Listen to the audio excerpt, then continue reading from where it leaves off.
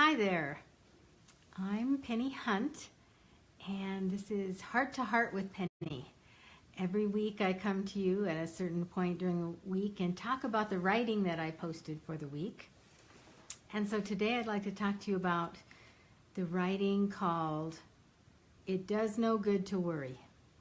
And I wanted to chat with you just a little bit about why I wrote it, what it's about, and how I really hope that it touches your heart and makes a difference in your life.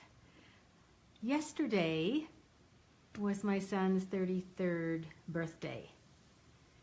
I don't say would have been.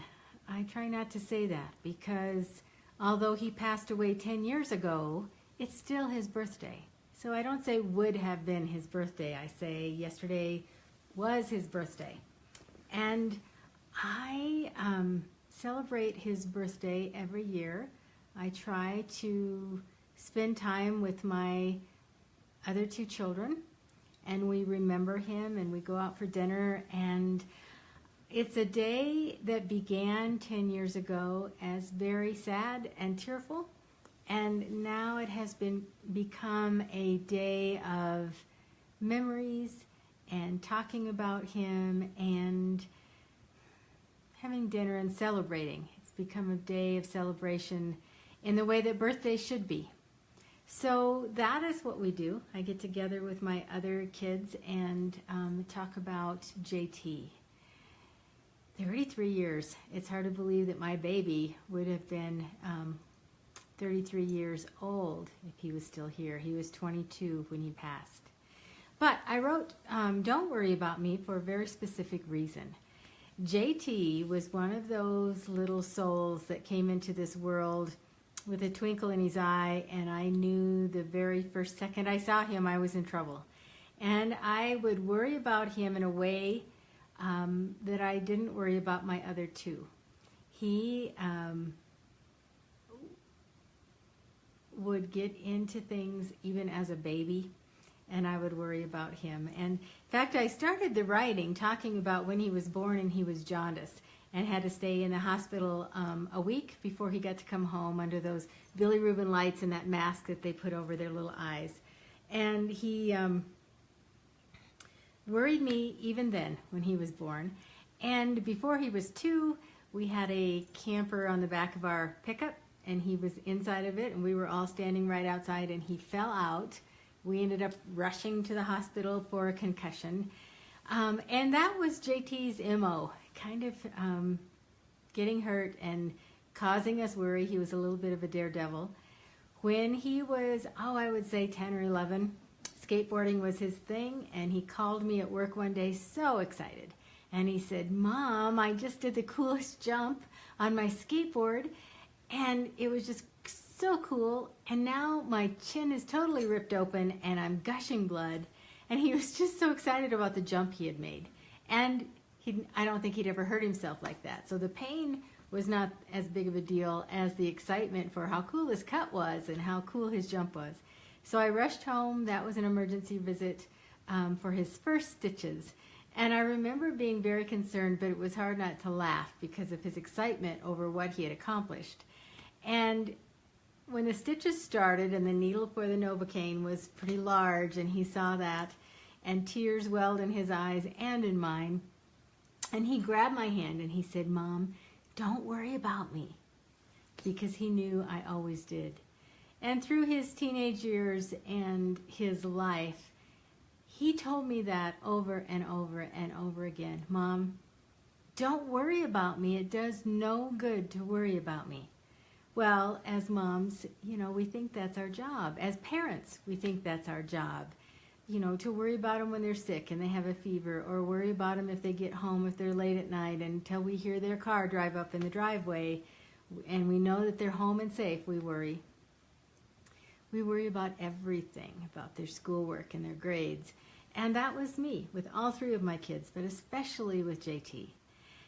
And I remember after he passed away, I realized that all of those nights of worry, all of those times that I didn't sleep at all at night, or I waited to hear his truck come home, or I could visualize and imagine the very worst case scenario. You know, if he was a half hour late, of course, as parents, we worry about him being in the ditch or something terrible happening to them. And all of those imagined scenarios did not necessarily come true. And the most important part that I want you to take from this whole writing is that worrying does no good. What I truly believe, and JT knew this in a wise way longer before I did, that worrying does no good because we are all on our own path. We are all here in this life for our own purpose. We are all here, and only we have control of what that is, and maybe not as much control as we think. So the worrying about other people does no good. The worrying about what might happen in our job or in our life, or if company's coming and you worry about their travel, the worrying does no good. It was such a wise lesson I learned from my son.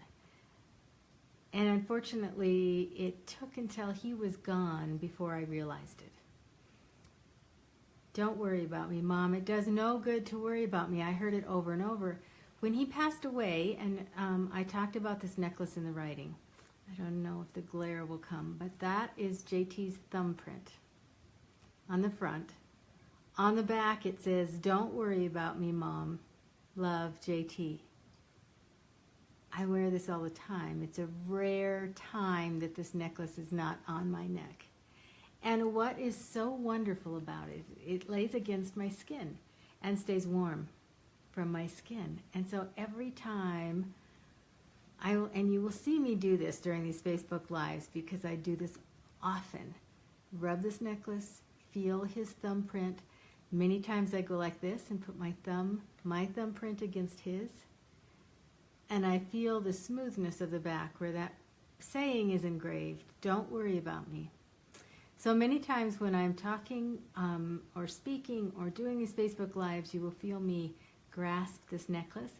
If I'm wearing a turtleneck, it's under there. You just might not see it. I'm wearing it all the time. It is an amazing reminder to me, not only of my son and the thumbprint he left on my heart, and the reason I match my thumbprint with his, but it also reminds me not to worry, not to take life so seriously, not to worry that the worst is going to happen and let my imagination get away with me, and let worry take over my day and ruin my day or ruin my month or take over my life. You know the kind of people that worry all the time.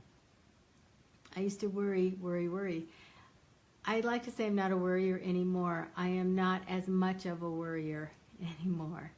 It's something that I have to catch myself when I start to worry and think, stop. You know, when your kids grow up, you think you don't have to worry about them anymore, and then these little creatures called grandchildren come into your life, and you start worrying about them. And then your parents start aging, and you start worrying about them. So there's always something to worry about. We can find things every day to worry about. It is our choice if we're going to let that take over our minds, let that take over our life, let that take over our minds, and let it grow out of control in a way it doesn't need to be.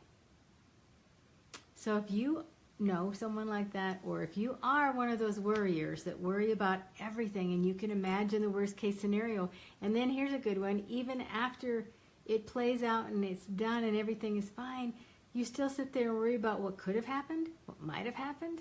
That's just silly. It's just crazy. Don't let that fill your mind.